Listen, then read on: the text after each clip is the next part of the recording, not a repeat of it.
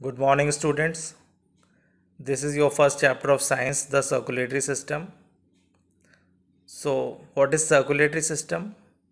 So, the system which helps in transporting the nutrients and other substances from one part of the body to the other parts is known as circulatory system. As the name implies, circulatory means circulation, यानी कि movement, किसी चीज़ का movement. यहाँ पर किस का movement हो रहा है? ब्लड का, न्यूट्रिएंट्स का और अदर सब्सटेंसेस जो ह्यूमन बॉडी के अंदर सर्कुलेट करते हैं. इस पूरे प्रोसेस, इस पूरे सिस्टम को हम सर्कुलेटरी सिस्टम बोलते हैं. इसके तीन मेनली पार्ट्स हैं. वो क्या है? Blood, blood vessels and heart. Blood क्या है? Blood is a red coloured liquid. Blood एक रेड कलर्ड लिक्विड है जो हमारी पूरी बॉडी में फ्लो करता है. और ब्लड का काम क्या है वो हम आगे पढ़ेंगे ब्लड के फंक्शंस में. ब्लड में रेड ब्लड सेल्स होती हैं जिसकी वजह से ब्लड का कलर रेड होता है. अब सेकेंड पार्ट इसका है blood vessels. So blood vessels क्या है? Blood vessels are the tubes. वो ट्यूब्स जिनमें ब्लड फ्लो करता है उसे हम ब्लड वेजल्स कहते हैं.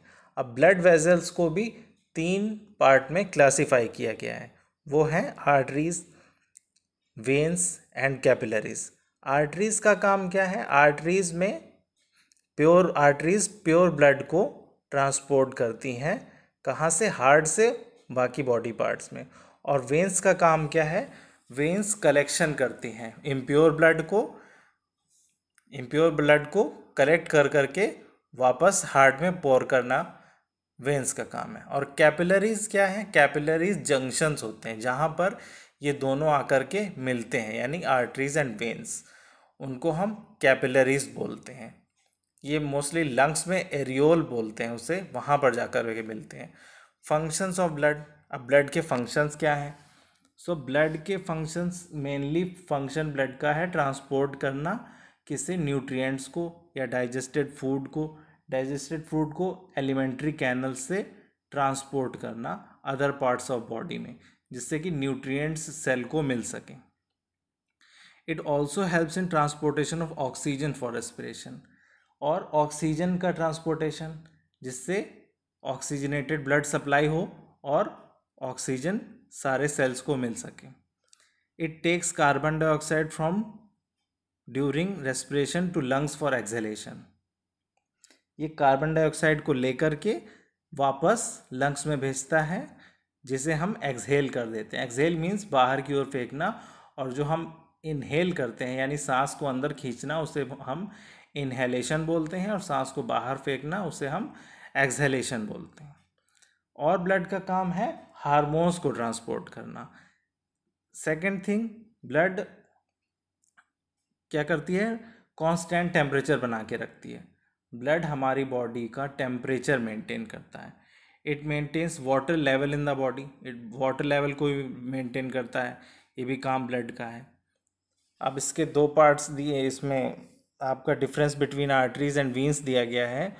तो आर्टरीज क्या होती हैं? आर्टरीज डीप सीटेड होती हैं, क्योंकि आर्टरीज में प्रेशर ज़्यादा होता है हार्ट से पंपिंग की वजह से, इसलिए ये डीप सीटेड होती हैं. वहीं वीन्स जो हैं, वेन्स डीप सीटेड नहीं होती हैं, ये सुपरफिशियल बोली जाती हैं. मतलब ये बॉडी के अपर या ऊपरी हिस्सों में पाई जाने वाली जो नसें होती हैं उन्हें हम वेन्स बोलते हैं. वेन्स का काम क्या था? कलेक्ट करना इम्प्योर ब्लड को. और आर्टरीज का काम क्या था? प्योर ब्लड को ट्रांसपोर्ट करना. तो ये है आर्टरीज और वेन्स में difference. Next thing is the heart. So heart क्या है? Heart is the main pumping organ of the body. Means heart जो है main pumping organ. Pumping means pump करना ब्लड को other parts of the body में. इसका size क्या होता है? इसका आपकी फिस्ट के बराबर का साइज़ होता है. फिस्ट मीन्स आपके हाथ की मुट्ठी. उसका साइज़ होता है बच्चों के मुट्ठी के बराबर होता है, या जो एज्ड होते हैं अडल्ट में और थोड़ा सा बड़ा होता है. लोकेशन इसकी कहाँ पर है? बीच में, लंग्स के बीच में लोकेटेड होता है हार्ट. स्ट्रक्चर ऑफ हार्ट देखिए. हार्ट का स्ट्रक्चर, ये फिगर देखिए, ये स्ट्रक्चर ऑफ हार्ट है. Heart of human has 4 chamber. इसमें 4 चैम्बर्स होते हैं. इनके नाम हैं left auricle, right auricle, left ventricle and right ventricle. ये आपका हार्ट के 4 चैम्बर हैं जिनके थ्रू ट्रांसपोर्टेशन होता है। वर्किंग कैसे करता है heart? Lungs enrich the blood with oxygen. हम ऑक्सीजन कहाँ से लेते हैं? सांस के द्वारा। सांस आती कहाँ पर है? पहले लंग्स में, जहाँ पर ब्लड को ऑक्सीजनेटेड होता है बाय हार्ट। ऑक्सीजनेटेड का मीन्स क्या है? ऑक्सीजनेटेड का मतलब है ब्लड में ऑक्सीजन का मिलना, जिससे वो ऑक्सीजनेटेड हो जाता है। नेक्स्ट इसका वर्किंग देखिए क्या है।